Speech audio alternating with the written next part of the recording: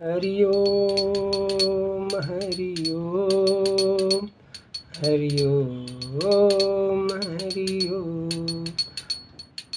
ओम नमो भगवते वासुदेवाय। ओम नमो भगवते वासुदेवाय।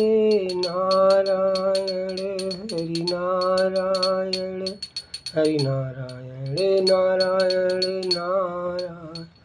बोलो सविदेव भगवान की जय।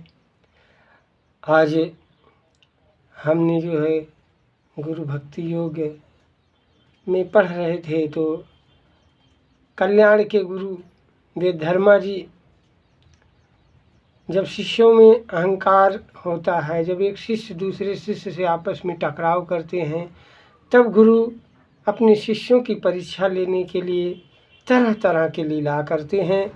आज परम पूज्य संत श्री आसाराम बापू जी, जो शिष्यों का अहंकार था उसको तोड़ने के लिए आज अपने शरीर रूपी ब्रह्म रूपी होकर भी जो शरीर रूपी अपने इस शरीर को बांध कर जेल में रखे हैं, तो उसके कुछ उदाहरण स्वरूप हम लोग इस कथा से, गुरु भक्ति योग से, हम लोगों का नहीं है, जो गुरु जी हमको पाठ दिए थे, जो पाठ हम लोग पढ़ रहे थे, उस पाठ से मेरा एक जो है संदेश है सभी गुरु भाइयों के लिए कि वेद धर्मा जी, कल्याण के गुरु जी, देखे कि शिष्यों में आपस का टकराव चल रहा है, एक दूसरे पर खींचातानी हो रही, तो गुरु जी ने बोले कि जो है परीक्षा अपने शिष्यों को लेने लगे कि आखिर वह मेरा कौन सा शिष्य है जो निश्चल मन से, जो सच्चे सही हृदय से मेरा अधिकारी है, जो मेरे भाव को समझ सकता है, मेरे संकल्पों को समझ सकता है। तो उन्होंने एक लीला रचा। क्या लीला रचे कि उन्होंने एक बड़ा सा आम अपने जंघे पर बांध कर जो है और बढ़िया से बांध के उसको कराहने लगे। हाय, मुझे बड़ा दर्द हो रहा है। सारे शिष्य आ रहे हैं, अरे गुरुजी क्या हुआ, गुरुजी आप कैसे स्वस्थ होंगे? अरे ये बहुत बड़ा फोड़ा हो गया है, इस फोड़े से मुझे बहुत असह दर्द हो रहा है, बहुत दर्द हो रहा है। तो शिष्य बोले गुरुदेव डॉक्टर बुलाऊं, कैसे स्वस्थ होंगे? कीड़ा लगवाया? बोले नहीं नहीं, कोई लग जाए, इसको चूसना, इसकी मेवात चूस के निकाल ले तो मेरा दर्द कम हो जाएगा। तो मतलब सभी शिष्यों ने नाक भौं टेढ़ करके, अरे गुरुजी मतलब कैसे, ये तो मवात है, हम कैसे पिएंगे? सब लोग जाते रहे। इतने में जो है कल्याण आते हैं, कल्याण भी देखते हैं गुरुजी करा रहे हैं, गुरुदेव आपको क्या हुआ, कैसे हुआ? अरे कल्याण बेटा मेरे फोड़ा हो गया है और इतना दूसरा दर्द दे रहा है, गुरुजी आखिर ये कैसे स्वस्थ होगा? गुरुजी बोल रहे हैं कोई जो है इस फोड़े को चूसे, और चूसे तो इसकी मेवात जब वो चूस लेगा तो मेरा दर्द जो है ठीक हो जाएगा।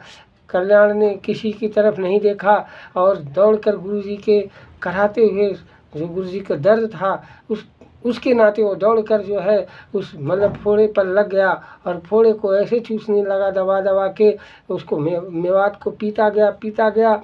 इतना कस दबाते दबाते इतना कस दबाया कि आम की गुठली निकल गई। और जब आम की गुठली निकली, वो तो मौज में था, क्योंकि मतलब उसको पता नहीं था, लेकिन फिर भी उसको देखी श्रद्धा, तो उस आम की गुठली निकली, तब सभी शिष्य दंग रह गए। तो सच्चा अधिकारी वही होता है। वीर शिवाजी के ऐसे सभी लोगों ने बोला कि राजा है इसलिए प्यार करते हो, तो गुरुजी ने एक शर्त रख दिया कि शेरनी का दूध कोई लाए तब जाकर मेरा दर्द ठीक होगा। तो शेरनी का दूध लेने के लिए कोई नहीं गया, क्योंकि मरने के, लेकिन गए कौन गया? वीर शिवाजी गए। तो इसी प्रकार बापूजी परीक्षा ले रहे हैं। बापू कहे हैं कि मेरे बच्चे ही देश की बागडोर संभालेंगे। अब ये तो है शेरनी का दूध, जिसको आशीर्वाद दिए वो भस्मासुर है, और ये अंदर वाले बाहर वाले मिलकर सब बापूजी को शरीर को नष्ट करना चाह रहे हैं, बापू के संकल्पों को नष्ट करना चाह रहे हैं। अंदर वाले बाहर वाले सब सोच रहे हैं कि धर्म सत्ता जो है राज सत्ता के सामने घुटने टेक दे। तो बापूजी धर्म सत्ता हैं। बापूजी अपने धर्म में, गीता में आया ना, दूसरे का धर्म भयावह, अपने धर्म में मर जाना अच्छा है। तो बापूजी हमारे धर्म पर टिकेंगे और बापूजी मरेंगे नहीं। बापूजी स्वयं साक्षात धर्म हैं। अगर बापू को शरीर को भी कुछ होता है तो अर्जुन तुम्हारी खैर नहीं, हम लोग मिलकर, सारे साधक मिलकर हम तुम्हें वो सबक सिखाएंगे कि गद्दारी करने से क्या होता है, और बापू को संकल्प को पूरा करके दिखाएंगे। भारत जो बापूजी जिस भारत की कल्पना किए हैं, बापूजी जिस भारत को अपने मतलब सजाना चाह रहे थे, उस भारत बापू के शिष्यों द्वारा, जैसे कहे ना विवेकानंद जी बोले कि मेरा जो है संकल्प घर घर जाएगा, साक्षरता घर घर आएगी। बापूजी भी बोले हैं कि मेरा संकल्प है कि भारत विश्व गुरु बनेगा, मेरे बच्चे भारत की बागडोर संभालेंगे। तो बापूजी का ये संकल्प बापू के शिष्य पूरा करेंगे। बापूजी बोले हैं कि मेरी सैटेलाइट जो मतलब तुम्हारे सैटेलाइट जो तुम फिट किए हो, उसमें मैं अपना ब्रह्म सैटेलाइट फिट कर दिया हूँ, तुम कहाँ से रोक पाओगे। चाहे वो मोदी हो, चाहे अर्जुन हो, चाहे और कोई कांग्रेस, बीजेपी, सपा, कोई भी पार्टी हो, कोई अंदर बाहर वाला हो, बापू के संकल्पों को नहीं रोक सकता। बापू पूर्ण ब्रह्म है, पूर्ण ब्रह्म है। और मैं बड़े जिम्मेदारी पूर्वक कह रहा हूँ कि बापूजी संगठन में बल बताए हैं। आज सबसे बड़ा संगठन, कई मिलकर मानव बुद्धदेव पर चर्चा हो रही थी, कई लोगों का प्रश्न था कि बापूजी आप लोग राजनीति 11 साल से कर रहे हो, आखिर क्या रिजल्ट आया। रिजल्ट इसीलिए नहीं आया कि बता रहा हूँ, मैं तथ्यों के साथ बताऊँगा कि बापू ये देखिए, मैंने उसमें भी बताया था कि चंद्रबाबू नायडू जेडीयू ने 80 लाख मात्र वोट पाई है, और ये जो है नीतीश कुमार 70 लाख, कितना ये दोनों पार्टियां देखिए कितने वोट पाए हैं, 1-1.5 करोड़ लेकर।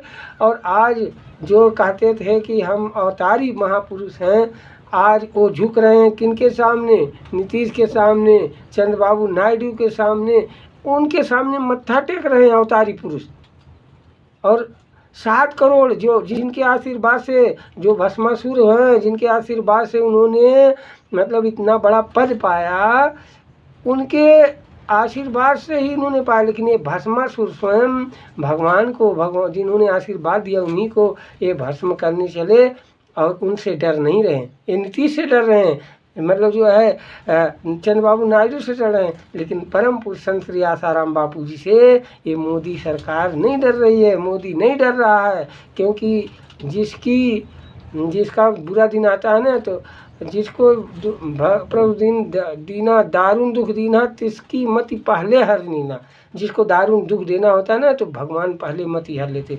तो आज मोदी की मति हर चुकी है, और मोदी अब सुधरने वाला नहीं है। तो उसको नाश करने के लिए बापू अपने बच्चों को तैयार कर दिए हैं, और बच्चे नाश करके रखेंगे। और बहुत हो चुका है, 11 साल बापूजी जेल में रहे। इसके लिए एक एक पल का हम हिसाब चुकाएंगे, सरकारों से भी और अंदर वालों से भी। क्योंकि बापूजी का संकल्प, हमारा इसमें कुछ नहीं है, बापू का संकल्प है। और वही अपने बच्चों को, देखिए भगवान में क्या ताकत होती है, पर्वत को राई करने में भगवान की सत्ता करती है, और राई को भी पर्वत बनाने के लिए भगवान की सत्ता कार्य करती है। तो वही सत्ता के बल पर मैं बोल रहा हूँ कि बापूजी कहे हैं कि मनमोहन सिंह कुछ राज करो, 15 साल का नाम लिए थे, 15 साल अभी नहीं हुआ है। वो बापूजी का 15 साल पूरा होते होते बापू का चक्कर चल जाएगा। नारायण, हम सिर्फ समझने की ज़रूरत है। भारत के सभी साधक, भारत के सभी शिष्य ये समझें कि बापूजी क्या चाह रहे हैं, और बापूजी की बीमारी क्या है। बापूजी परम स्वस्थ होकर तत्काल आ जाएंगे जिस दिन हम लोग उस पर कार्य करना शुरू कर दिए। कार्य करना जिस दिन बापू के संकल्पों पर शुरू कर दिए। बापूजी के सताने वाले 3, मीडिया, सरकार, न्यायपालिका, और एक जो सूक्ष्म रूप से जो अंदर वाले ये 4 सता रहे। अब इन 4 वार पर हमको वार करना शुरू कर देना चाहिए। अब मैं वार कर रहा हूँ, ये गुरुदेव जी वार करा रहे हैं, सबसे कराएंगे। और वार करके इन 4 की जब नींव हिलने लगेगी ना, तब झूठे को पाँव नहीं, सर नहीं। ऐसे बापू का ये लोग डरते इतना है कि पूछिए मत। मोदी जी कहने के लिए तो फिजिकल हैं, लेकिन देखिए कितना डरते हैं सत्ता से, क्योंकि इनकी सत्ता ना चली जाए, इनकी कुर्सी ना चली जाए। ये कुर्सी के लिए ऐसे गंदे काम करेंगे, गौ हत्यारों का पैसा ले लेंगे, एक कुर्सी के लिए देश को बेच डालेंगे, एक कुर्सी के लिए संत को, जिन्हें अपने माँ बाप को, मतलब संत माँ बाप होते हैं ना, इनको उनके आशीर्वाद उनको भी बेच डालेंगे। तो ये सब बिके ना, सतमार्गी बनिए। नारायण हरि। आइए, सनातन संस्कृति रक्षा दल सब पूरे भारत के जितने भी हिंदुत्व हैं, जितने भी सभी भारत के नागरिकों को आह्वान करता है कि आप सनातन संस्कृति रक्षा दल के सहयोग करिए।